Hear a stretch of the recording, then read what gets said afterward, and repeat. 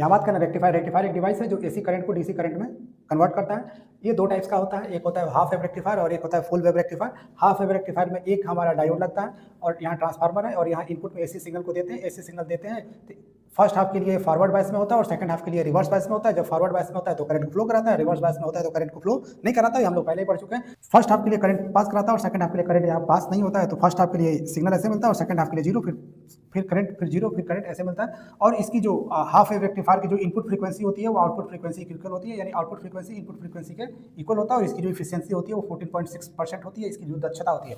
Full wave rectifier की बात करें तो फुल वेव रेक्टिफायर में हमारा इसमें दो डायोड हम लोग यूज करते हैं और जब यहाँ इनपुट में एसी सिग्नल को देते हैं तो यहाँ पे एक बार फॉरवर्ड बायस में ये होता है और एक बार जब ये फॉरवर्ड बायस में होता है तो ये रिवर्स बायस में होता है। जब ये फॉरवर्ड बायस में होता है तो ये रिवर्स बायस में होता है। जैसे तब ये फॉरवर्ड बायस में होता है तो करंट फर्स्ट हाफ के लिए करंट फ्लो कराता है, फिर सेकंड हाफ की बात करते हैं तो ये रिवर्स बायस, ये फॉरवर्ड में हो जाता है, ये रिवर्स में हो जाता है। तो करंट का डायरेक्शन चूंकि यहाँ सेम रहता है तो यहाँ पे हमको इस तरह का सिग्नल मिलता है और इसका जो आउटपुट फ्रीक्वेंसी होती है वो इनपुट फ्रीक्वेंसी के डबल होती है और इसके लिए जो एफिशिएंसी है वो 18.2% होता है। इतनी बात याद रखनी है। धन्यवाद।